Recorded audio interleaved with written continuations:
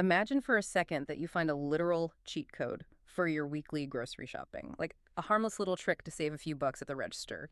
Right, something we all wish we had. Exactly. But today, we are doing a deep dive into a stack of sources, an ABC News report, a great YouTube breakdown, and a really detailed case study to figure out how a simple household habit spiraled into something absolutely unbelievable. Yeah, it is a wild ride. It really is. Our mission today is to unpack a massive systemic blind spot that you and I interact with every single week. And, well, we are going to look at the ordinary suburban mom who figured out how to completely exploit it. To really understand how she did it, we have to set the scene. So let's rewind to Phoenix, Arizona in 2007. Mhm. We need to introduce the architect of all this. Her name is Robin Ramirez. She is 35 years old, and by all outward appearances, just an incredibly normal suburban housewife. Right. She doesn't have like a fancy finance degree or anything. No, not at all. No background in computer science, no ties to organized crime, nothing like that. She is just a regular mom managing her house, taking care of her kids, and trying to stretch her budget by clipping coupons from the Sunday paper. Which so many people do. But she had this incredibly sharp, patient mind, didn't she? She really did. She didn't just use systems, she studied them. She watched how they function. I always wonder how someone makes that initial jump from just a normal consumer to someone exploiting a massive system. Usually there is some kind of inciting incident. And for Robin, it literally started with a single bag of dog food. A bag of dog food, Huh. exactly. She decided to run a very specific experiment. She picks up the phone, calls the customer service line for a premium pet food company, and just puts on an absolute performance. She fakes this distressed, panicked tone, claiming that their dog food made her dog violently ill. But you have to look at that from the corporate side. When a customer service rep at a major brand gets that kind of call, their first thought isn't to launch some forensic investigation into the dog's health. Right, they just want to fix it. Exactly. It is pure crisis management. Their goal is damage control, avoiding bad PR, and just de-escalating the situation as cheaply as possible. Oh, yeah. So the standard operating procedure is just to apologize and send what they call a make-good voucher. Which is exactly what happened. Yeah. A few days later, she gets an envelope in the mail, and inside is a manufacturer's coupon for a completely free $70 bag of premium dog food. And this is where the experiment really starts. She takes that coupon to the supermarket. The cashier scans it. The register literally zeroes out the $70, and she just walks away with the expensive dog food for free. Okay, wait, I have to stop you there and put myself in the cashier's shoes for a second. If I hand a cashier a fake $100 bill, they instantly hold it up to the light, right? Or they use that little special marker to check the ink. Oh, sure. So why wouldn't a cashier look at a piece of paper that essentially gives away $70 of merchandise and immediately call a manager over to verify it? Well, because the cashier isn't trained to authenticate the paper at all. They are only trained to scan the barcode. And that right there is the fatal flaw Robin uncovered in the U.S. retail system. The barcode itself was the problem. Yeah, back in 2007, the standard barcode on a coupon was just a simple UPC format. It didn't have any kind of unique serialized identifier attached to it. So the computer couldn't tell one coupon from another. Exactly.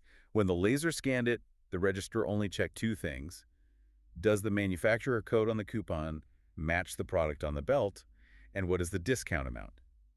It had no way of knowing if that coupon was authentic or a photocopy or if it had been scanned 100 times that morning. Wow. Okay, so that makes sense at the register, but eventually someone has to pay for the dog food, right? The supermarket isn't going to just eat a $70 loss. No, they definitely aren't. I just always assumed those coupons were verified electronically with the manufacturer the exact moment they were scanned, kind of like how a credit card works. And that is the biggest misconception. There was no real-time electronic verification for paper coupons. When you gave a physical coupon to a cashier, it just went into a little plastic drawer under the register. The physical journey of that slip of paper was really just starting. Oh, I see. So it's a physical logistics thing. Yeah. At the end of the week, the supermarket bags up all these physical coupons, throws them on a truck, and ships them to massive clearinghouse facilities, usually out in Texas or Mexico.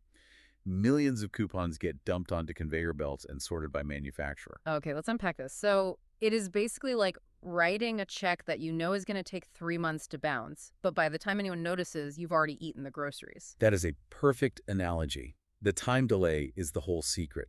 The entire global infrastructure assumed that counterfeiting cheap paper coupons, like spending money on ink to save 50 cents on soup, just wasn't economically viable for criminals. Because it would cost more to print the fake coupon than you'd actually save.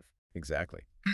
But Robin realized that if she focused only on the really high-value, free product coupons that companies use for crisis management, the economics completely flip. It becomes a highly scalable, incredibly lucrative business model. But scaling that up, I mean, that requires some serious logistics. She couldn't just use a normal inkjet printer in her home office. The paperweight, the glossy finish, all of that had to feel totally legitimate so the cashier wouldn't second guess it. Right, it had to pass that initial physical touch test. Yeah. So she actually goes out and finds a shadowy underground printing plant in Eastern Europe.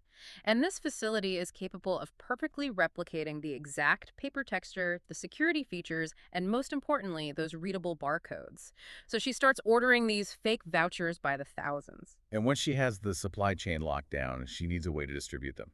She goes from a housewife doing an experiment to a full-blown illicit entrepreneur.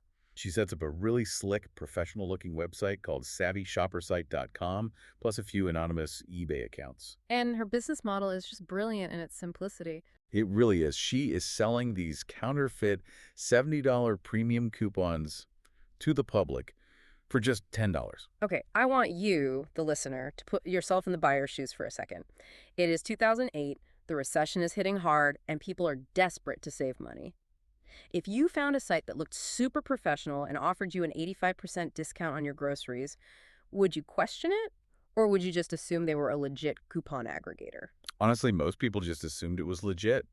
The site had a shopping cart, customer reviews, the whole 9 yards. Right. To the consumer, getting a $70 item for $10 is an unbeatable deal. They felt like they found a secret life hack. Right. They didn't want to ask too many questions. Exactly. And for Robin, because her printing costs over in Eastern Europe were just pennies per coupon, her profit margin was essentially 100%. By 2008, her website is just exploding on these Facebook extreme couponing groups. Which means the volume of orders gets completely out of control. By 2010, she cannot physically stuff the envelopes fast enough by herself. She has to bring in accomplices. And the people she hires are just, well, they're so unlikely. They really are not your typical organized crime syndicate. No. She brings in two helpers. First is Amiko Fountain, who is a professional licensed chiropractor, and the second is Marilyn Johnson, a retired special education teacher who was literally known around her neighborhood as the sweet, kind grandma. Yeah, these are just regular suburban women. Mhm. They would go over to Robin's house, pack envelopes, and they got paid in free coupons. They both claimed later on that they thought it was just a completely normal work-from-home gig. Well, normal or not, the scale they were operating at is just staggering. How much money was Robin actually pulling in at the peak? The case study estimates she was generating roughly $300,000 a month. Oh my God. And that is entirely tax-free cash and money orders, just flooding into a house in Arizona. They had so much paper, both the coupons and the cash, that they had to rent a second house, a stash house, just to store it all. They even had to buy casino-grade money-counting machines. Because you can't just walk into a bank and deposit 300 grand in cash every month without the IRS asking questions. No, absolutely not. So she starts spending it on the most absurd things. She buys guns, an RV, and she starts buying luxury cars. She eventually builds a fleet of 21 vehicles, including these high-end Corvettes. She even bought a brand new speedboat. Which is just hilarious because, think about it, a suburban mom owning a fleet of sports cars and a speedboat in the middle of the Arizona desert. Right, a boat she never even put in the water. It is incredibly suspicious. You can't just park all of that in your driveway without the neighbors noticing. So what does she do? She rents a massive climate-controlled airplane hangar at a local airfield just to park her unused cars. Most of them still had the factory plastic wrapped around the seats. It's just wild. It shows how disconnected from reality the operation had become. But that massive momentum is exactly what caused her downfall. The House of Cards had to tip eventually. It did. Remember the clearinghouse system? That months-long delay between scanning the coupon and the final invoice being sent to the manufacturer? Well, those invoices finally caught up. An accountant at Procter & Gamble was reviewing their books and noticed a huge anomaly. Like millions of dollars missing. Yeah, the clearinghouses were billing P&G for millions in coupon redemptions for promotions that P&G never even printed or authorized. And it wasn't just them. Over 40 major manufacturers, like Pepsi and Hershey, suddenly realized they were bleeding money. So the corporations team up. They use a group called the Coupon Information Corporation, who hires these specialized private investigators. The PIs go undercover, buy the fake coupons from the website, and trace the shipping address back to a P.O. box in Phoenix. Right. And they hand all this evidence to the Phoenix police. But the police hit a major roadblock.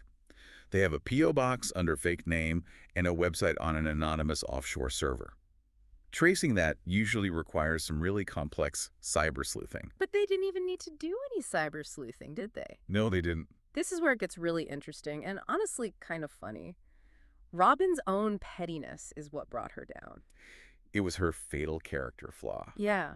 On her highly professional website, she had a section called The Wall of Shame.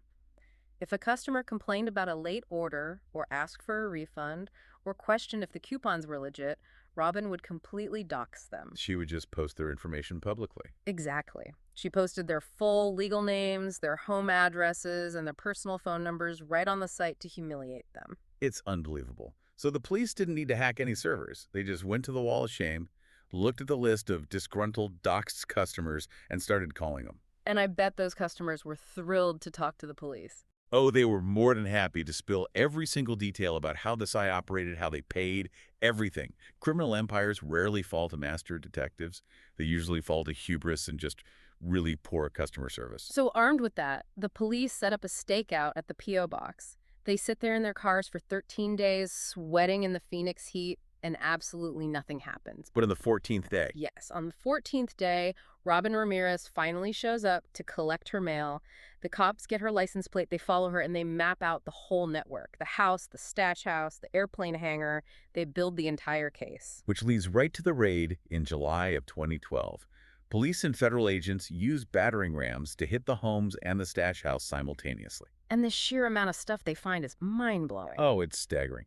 They find $40 million worth of forged coupons just sitting around on shelves. They seize the 21 vehicles, the speedboat, and they discover dozens of illicit bank accounts. And the final damage estimate to all those corporations? $600 million. $600 million. It is the largest counterfeit coupon fraud in U.S. history. But the most shocking part to me is how the justice system handled it all. Right, let's talk about the sentences because this is wild. Despite $600 million in damages, Amico and Marilyn, the accomplices, they take plea deals, claim they had no idea it was illegal, and they get just 3 years of probation. 0 jail time. Wait, really? 0 jail time? 0. And Robin Ramirez, the ringleader, she also takes a plea deal. She is sentenced to only 2 years in state prison. 2 years for a $600 million heist? I mean, people get more time for stealing a television from a big box store. How does that make any sense? It really highlights how the justice system struggles to appropriately penalize novel, nonviolent white-collar fraud. Because it's paper manipulation against massive, faceless corporations, the courts treat it very differently than physical theft. It feels abstract. That is just wild to me. The whole story is so cinematic. Hollywood actually turned it into a movie in 2021 called Queen Pins. Yeah, I remember that one. But the movie is a total comedy. It gives the story this very lighthearted Robin Hood kind of spin and really glosses over the harsh realities and the massive corporate damage. It definitely softened the edges. But, there's one final, really unsettling fact to mull over from all these sources. That's it. The most shocking part of this entire story isn't the millions of dollars or the underground printers or even the fleet of sports cars. It's the fact that the system was never actually fixed. Wait, you're kidding. They didn't fix the loophole. Not completely, no. To this day, thousands of supermarket registers still primarily just check barcodes without real-time serialized verification. The physical clearinghouses still take weeks to process the paper coupons, and companies still mail out high-value free vouchers to appease angry customers. So why wouldn't they update the whole system to stop this from ever happening again? Because completely overhauling the global point-of-sale infrastructure would cost billions. The corporations ran the math and decided it is literally cheaper to just absorb the losses from the occasional counterfeiter than to fix the foundation of the house. Wow. So the door that Robin Ramirez opened has never been fully locked. Exactly. They just priced the draft into their overhead. That is something to think about. It really says a lot about our economy's balance between high-tech security and just basic everyday convenience. Because as long as companies rely on acceptable losses, someone else could be out there right now looking for the next cheat code.